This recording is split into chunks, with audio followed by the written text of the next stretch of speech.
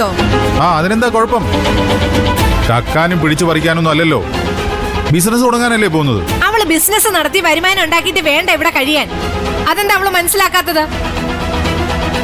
ആ കുട്ടിക്ക് സ്വന്തം കാലിൽ നിൽക്കണം എന്നല്ലേ പറഞ്ഞത്? ഇപ്പോഴത്തെ കാലത്തെ പെൺകുട്ടികളൊക്കെ അങ്ങനെയാ, അവരെ ആത്മാഭിമാനമുള്ളവരാ. ഭർത്താവിന്റെ ചിലവിൽ കഴിയാൻ അവരിൽ പലർക്കും മടിയാ.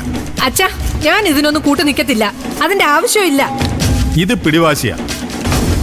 ഇവിടുത്തെ കാശുണ്ടെന്നല്ലോ ആ കുട്ടി ബിസിനസ് തുടങ്ങാൻ പോകുന്നത്. സ്വന്തം കയ്യിലെ പണം മുടക്കി ആ കുട്ടി ബിസിനസ് തുടങ്ങിയാൽ നമുക്ക് എങ്ങനെ എതിർക്കാൻ പറ്റും? ഒരിക്കലും പറ്റില്ല, അത് ശരിയുമല്ല. ചന്ദ്രമോള് പറഞ്ഞേ, ഞാൻ പറഞ്ഞതല്ലേ ശരി? അവള് സിദ്ധുവിന്റെ കാര്യം നോക്കി വീട്ടിലിരിക്കണം, അതല്ലേ മോളെ വേണ്ടത്? അതിന് പകരം ബിസിനസ് എന്ന് പറഞ്ഞ് ഓടി നടന്നാലേ ഇവരുടെ കുടുംബജീവിതം എങ്ങനെ സമാധാനപരമായിട്ട് മുന്നോട്ട് പോകും? അത് മാത്രമല്ല പ്രശ്നം, നാളെ ഈ വീട്ടിലെ മരുമകളായിട്ട് വരേണ്ട ആളാണ് ദേവിക ചേച്ചി. ദേവിക ചേച്ചി ഇടുന്ന ബിസിനസ് പൊളിഞ്ഞു എന്ന് വെക്കും. അതിന്റെ നാണക്കേട് ആർക്കായിരിക്കും? ഈ വീട്ടിലുള്ളവർക്കല്ലേ. അത് വേണോന്ന് എല്ലാരും ചിന്തിക്കണം. വേണ്ടെന്ന എന്റെ അഭിപ്രായം. മാത്രല്ല, ഒരു കുട്ടിയൊക്കെ ആയ ബിസിനസ്സിൽ ശ്രദ്ധിക്കാൻ പറ്റുമോ? തൽക്കാലം ആ പ്രോജക്റ്റ് മാറ്റിവെക്കാൻ പറ, പിന്നെ ആലോചിക്കാലോ. ഈ നാട്ടിലാണെങ്കിൽ തുണിക്കടകൾ മുട്ടിയിട്ട് നടക്കാൻ പറ്റാത്ത അവസ്ഥ. അതിനിടയിൽ പുതിയൊരെണ്ണം കൂടെ തുടങ്ങിയ വിജയിക്കാൻ വലിയ പാടാ. അതെ, അതൊന്നും വേണ്ട. ഞാൻ ഒരിക്കലും അങ്ങനെ പറയത്തില്ല. അതൊക്കെ ദേവികയുടെ സ്വാതന്ത്ര്യം, ദേവികയുടെ ഇഷ്ടം. അതിലിടപെടാൻ ഞാൻ തയ്യാറുമല്ല. ദേവികയ്ക്ക് ബിസിനസ് ചെയ്യാൻ താല്പര്യമുണ്ടെങ്കിൽ ചെയ്യട്ടെ, അതിൽ ഞാൻ ഇടപെടത്തില്ല. അതിനെ ആരൊക്കെ എന്തൊക്കെ പറഞ്ഞാലും.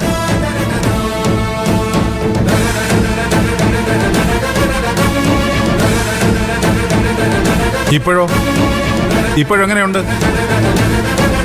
ഇതുകൊണ്ടാ ഞാൻ ആദ്യം പറഞ്ഞത് ഒന്നിലും കയറി ഇടപെടരുതെന്ന്. മിണ്ടായിരുന്നെങ്കിൽ അളിയന്റെ വായിലിരുന്ന് കേൾക്കണമായിരുന്നോ?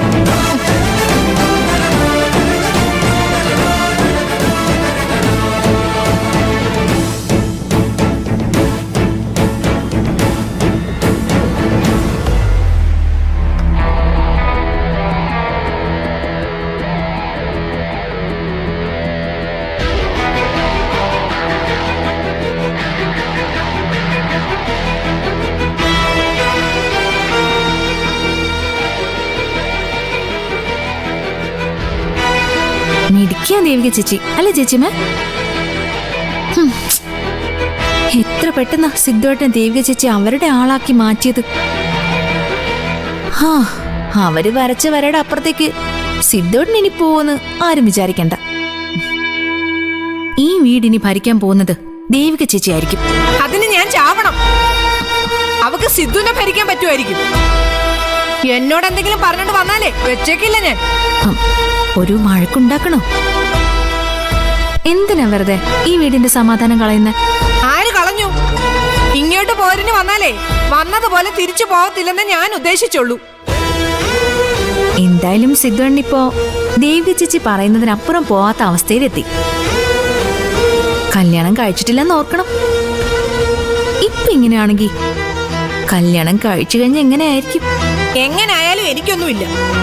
ഞാനൊന്നും വകവെച്ച് കൊടുക്കാനും പോകുന്നില്ല. എനിക്കറിയാം എന്ത് ചെയ്യണമെന്ന്. ഞാനത് ചെയ്യും. ചേച്ചിയമ്മയും ദേവിക ചേച്ചിയും തമ്മിൽ വഴക്കുണ്ടായ സിദ്ധുവേട്ടൻ ദേവിക ചേച്ചിയുടെ ഒപ്പം നിൽക്കും. അത് ഓർമ്മ വേണം ചേച്ചിയമ്മയ്ക്ക്. ഇത്രയും കാലം അവനെ പൊന്നു പോലെ നോക്കി വളർത്തിയ എന്നെ അവൻ തള്ളി പറയുന്നാണോ ചന്ദ്ര പറയുന്നത്? എന്താ സംശയം? തള്ളി പറയും. ഒരാണിനെ സംബന്ധിച്ചിടത്തോളം ഭാര്യയാണ് വലുത്, അല്ലാതെ ചേച്ചിയല്ല. ഭാര്യ വേണോ ചേച്ചി വേണോ എന്ന് വന്നാ ഭാര്യ വേണോന്നേ ഭൂരിഭാഗം ആണുങ്ങളും പറയും. ലക്ഷണം കണ്ടിട്ട് സിദ്ധുവേട്ടനും അങ്ങനെ തന്നെ പറയാനേ സാധ്യതയുള്ളൂ. അതുകൊണ്ട് ദേവിക ചേച്ചിയുമായിട്ട് രമ്യതയിൽ പോകുന്നതാ ബുദ്ധി. ആരുടെ അടിമയാവാനൊന്നും എന്നെ കിട്ടത്തില്ല. ഈ വീട്ടിൽ സ്വസ്ഥമായിട്ട് അവക്ക് താമസിക്കണമെങ്കിലേ ഞാൻ പറയുന്ന അവൾ അനുസരിക്കേണ്ടി വരും. അല്ലെങ്കിലേ ഇവിടുന്ന് പുറത്തു പോകേണ്ടി വരും 2 പേർക്കും. ചേച്ചിയമ്മ പുറത്താവാതെ നോക്ക്. വരുന്നതേ ദേവിക ചേച്ചിയാ. അറിയാലോ ചരിത്രം. ദേവിക ചേച്ചിയോട് പോരിന് പോയവരാരും ഇന്നവരെ ജയിച്ചിട്ടില്ല. അതോർത്ത ചേച്ചിയമ്മയ്ക്ക് നല്ലത്.